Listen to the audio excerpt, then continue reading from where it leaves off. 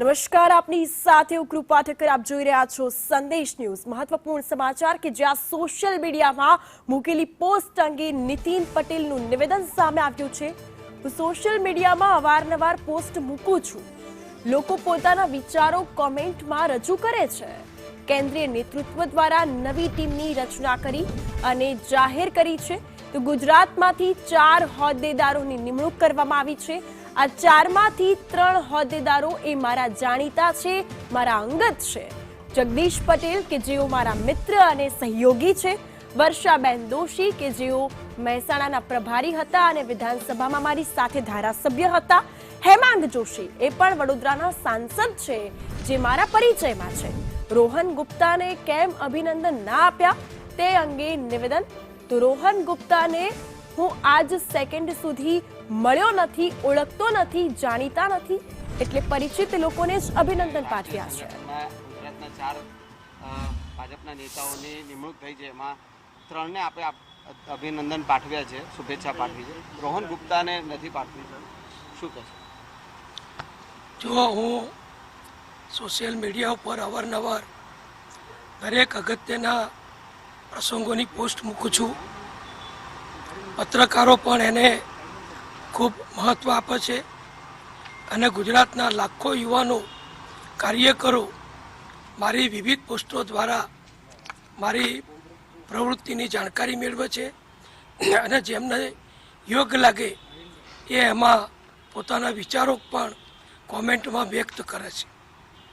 એ જ પ્રમાણે આ વખતે ભારતીય જનતા પક્ષ, અમારા કેન્દ્રીય નેતાઓએ વડાપ્રધાન શ્રી નરેન્દ્રભાઈ મોદીજી, શ્રી અમિતભાઈ શાહ, અમારા રાષ્ટ્રીય અધ્યક્ષ શ્રી નીતિન નવીનજી દ્વારા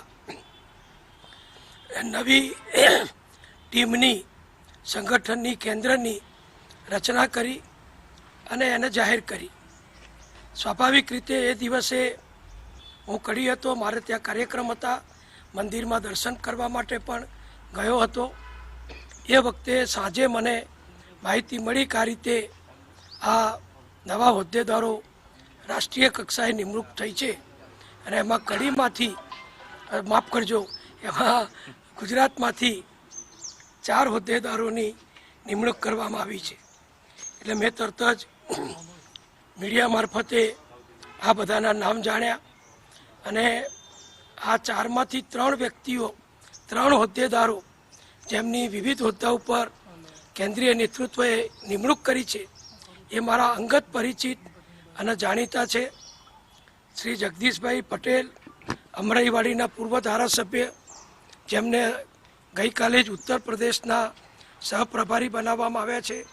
તેઓ તો મારા મિત્ર પણ છે, મારા સહયોગી પણ છે અને અમારા કડી તાલુકાના એ વતની છે, એટલે એમની સાથે મારે ખૂબ ઘનિષ્ઠ નાતો છે.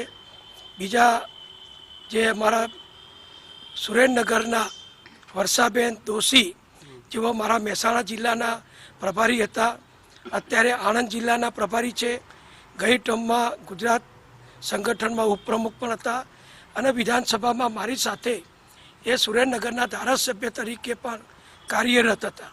એમના ઘરે પણ હું 2-3 વખત સુરેન્દ્રનગર જઈ આવેલો છું, એટલે એમની સાથે પણ મારો ખૂબ ઘનિષ્ઠ નાતો છે.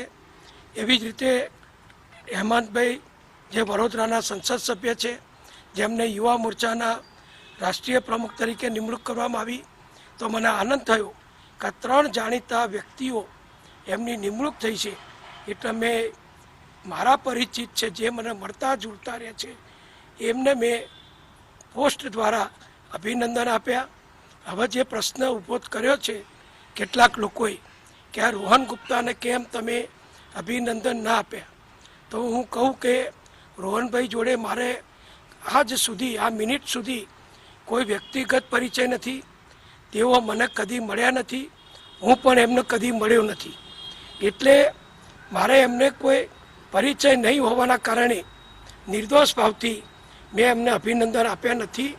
એની પાછળ બીજું કોઈ મોટું કારણ નથી. આપણે કોઈ પણ પ્રસંગમાં જ્યારે કોઈને અભિનંદન આપીએ, શુભેચ્છા પાઠવીએ, તો એ આપણા જાણીતા હોય, આપણા પરિચિત હોય તો જ આપણે એમને અભિનંદન પાઠવીએ છીએ. આપણા ઘરે કોઈ સામાજિક લગ્ન પ્રસંગ વગેરે હોય કે બીજો શુભ પ્રસંગ હોય તો આપણે પણ આમંત્રણ એમને જ આપીએ છીએ જેઓ આપણા જાણીતા હોય. એટલે મેં મારા જાણીતા, મારા મિત્રો, મારા સાથીઓ, મારા વર્ષો જૂના સહયોગોને અભિનંદન પાઠવ્યા. અને મને આનંદ છે કે મારી એ પોસ્ટને લગભગ 2.5 લાખ કાર્યકરોએ, નાગરિકોએ એને વ્યૂ એના કોમેન્ટ કરીને એના આવકારી છે અને બધાએ પણ અભિનંદન આપ્યા છે. એટલે આમાં કોઈ વ્યક્તિગત કારણ નથી, કોઈ રાજકીય કારણ નથી કે કોઈ પણ પ્રકારનું કોઈ બીજો પ્રશ્ન નથી. પણ મારો પરિચય રોહનભાઈ સાથે નથી. કદાચ તમે રોહનભાઈને જઈને પૂછશો કે તમે નીતિનભાઈને કદી મળ્યા છો તો તમને ખ્યાલ આવશે કે એમની પાસે શું માહિતી છે. હું વર્ષો સુધી સરકારમાં મંત્રી રહ્યો, સંગઠનમાં વર્ષો સુધી કાર્યકર છું. હજારો કાર્યકરો મને મળે છે. અને બીજું પણ હું ખાસ કહી દઉં કે કોંગ્રેસમાંથી આવેલા વર્ષો જૂના જે વિધાનસભામાં હતા, સંસદમાં હતા, કોંગ્રેસના કાર્યકરો હતા, જે મારી સાથે અવારનવાર મુલાકાત કરે છે, હું એમને મળું છું. અમે બધા મળતા રહીએ છીએ પક્ષની મિટિંગોમાં, પક્ષના કાર્યક્રમોમાં, પક્ષની કારોબારીમાં, તો અમે મળીએ છીએ. પણ રોહનભાઈને કદી મારે મળવાનું થયું નથી. એટલે પરિચય નહીં હોવાના કારણે મેં એમને કોઈ શુભેચ્છા પાઠવી નથી.